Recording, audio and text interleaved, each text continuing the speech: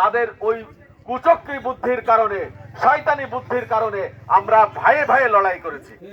আমরা আত্মীয়তা, এক আত্মীয় আর এক আত্মীয়র হলো মাথায় লাঠি মেরেছি, ঠিক না ভাই? আমি কি মিথ্যা কথা বললাম? এটা সত্য। এই সত্য জিনিসটাকে আপনাদের সবাইকে স্বীকার করতে হবে। আমি কোন দলের পক্ষে কথা বলছি না, আমি কথা বলছি আমার আব্দালপুরের, আমি কথা বলছি আমার আব্দালপুরের মানুষের জন্য, যাতে করে আমরা আব্দালপুরে যারা বসবাস করছি আমরা কাঁধে কাঁধ মিলিয়ে একজন আরেকজনের সাথে সম্পর্ক বাড়িয়ে আমরা এই আব্দালপুরে বসবাস করতে চাই।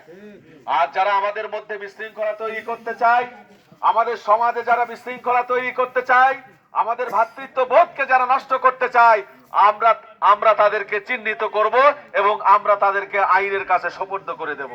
তারা যাতে করে আমাদের সমাজে এই যে ভ্রাতৃত্ববোধ, এই যে সুসম্পর্ক, এই সুসম্পর্ক যাতে করে তারা বিনষ্ট করতে না পারে, এই জন্য আমাদের সকলকে সজাগ থাকতে হবে।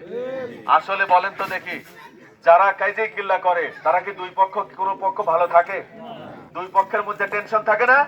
আমরা আগামীতে এইরকম কোন টেনশন আমরা রাখতে চাই না। আমরা এই গ্রামে শান্তি প্রতিষ্ঠা করব। এই শান্তি প্রতিষ্ঠা করার জন্য শুধু আমি একলা বললে হবে? আমি একলা বললে হবে না। আমার মতো যারা আছে, আমার মতে ভোট দিয়ে আপনাদের আগামী এই গ্রাম, আগামী দিনের আব্দালপুরকে গড়ে তুলতে হবে। কারণ আমরা এক সময় থাকবো না, কিন্তু আমাদের সন্তানাদি থাকবে। আমাদের মতো কি তারাও কাজে করে বেড়াবে? না, আমরা এরকম সন্তান রেখে যেতে চাই না, এরকম পরিবেশ, এরকম আব্দালপুর আমরা রেখে যেতে চাই না।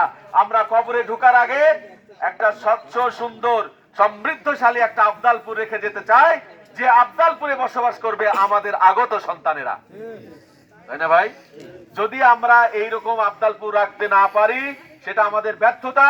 আর এই ব্যর্থতার কারণে কবরের মধ্যে শুয়ে পড়ে ওই সন্তানাদি এক সময় আমাদেরকে অভিশপ্ত করবে, অভিসম্পাদ দিবে, আমাদেরকে অভিশাপ দিবে যে তোমরা এমন একটি নিবাস তৈরি করেছো যে নিবাসে জানের কোনো নিরাপত্তা নাই, মানুষের সম্পদের কোনো নিরাপত্তা নাই, মানুষের ফসলের কোনো নিরাপত্তা নাই। এইরকম আব্দালপুর আমরা তৈরি করতে চাই না। অতএব আসুন, আমরা এখানে একজন বিএনপি করতেই পারে, একজন আওয়ামী লীগ করতেই পারে, একজন জামাত করতেই পারে। যেহেতু আমরা একটা দেশে, যে দেশে বসবাস করছি, এই দেশটা হলো গণতান্ত্রিক রাষ্ট্র, তাই না ভাই? এখানে সকলেই তার মত প্রকাশের স্বাধীনতা রাখে। এই মত প্রকাশের স্বাধীনতা সবাইকে থাকতে হবে। আমার এক ভাই বিএনপি করেছে, আমি কি তার এই জন্য তার ঘাড়ে লাঠি দেবো নাকি? আমার এক ভাই জামাতে দাঁড়িপাল্লায় ভোট দিয়েছে, তাই বলে তার ঘর বাড়ি চালিয়ে দিতে হবে নাকি? না, এটা কোনো সুস্থ সংস্কৃতি হতে পারে না। এটা হলো বিকৃত সংস্কৃতি। এই বিকৃত সংস্কৃতি আমরা ওই জমিনের মধ্যে কবর দিতে চাই। জোরে বলেন ঠিক না? এই জন্য আগামী দিনের আব্দালপুর হবে একটি সমৃদ্ধশালী, উন্নত আব্দালপুর।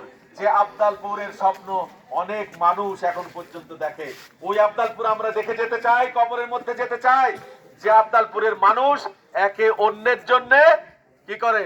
মহব্বত দেখায়, দরদ দেখায় এবং কি সহমর্মিতা প্রদর্শন করে। হ্যাঁ, এইরকম আব্দালপুর আমরা দেখে যেতে চাই। আপনারা চান না ভাই?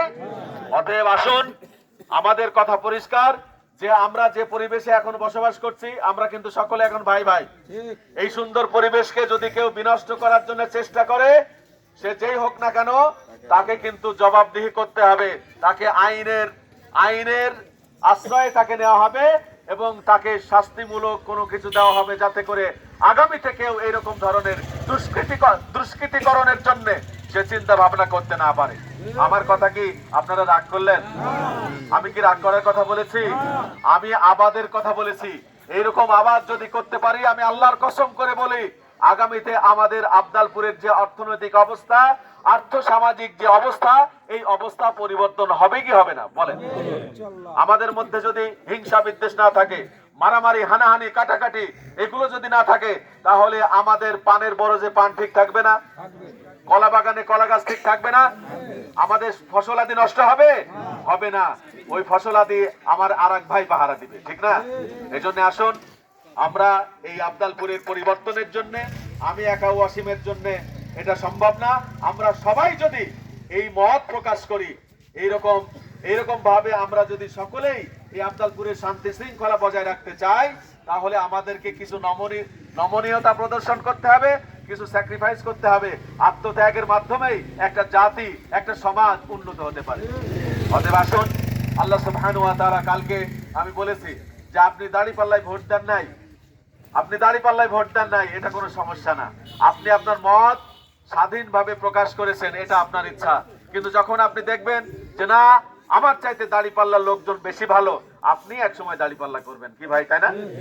অনেক মানুষকে আমরা দেখেছি যারা দাঁড়িপাল্লা দেখলে, দাঁড়িপাল্লার লোকজন দেখলে নাক সিটকাতো, তারা এখন দাঁড়িপাল্লার আশ্রয়ে আছে না নাই? আমি আশা করি ইনশাল্লাহ আগামীতে অনেক মানুষ এই দাঁড়িপাল্লার আশ্রয়ে চলে আসবে। জোরে বলেন ঠিক কিনা?